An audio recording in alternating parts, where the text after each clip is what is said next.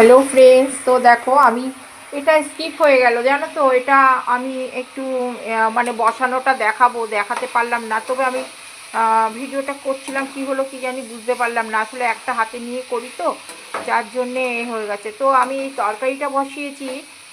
হচ্ছে তোমার মাছ আমি একসঙ্গে ভেজে রেখেছি দুটো।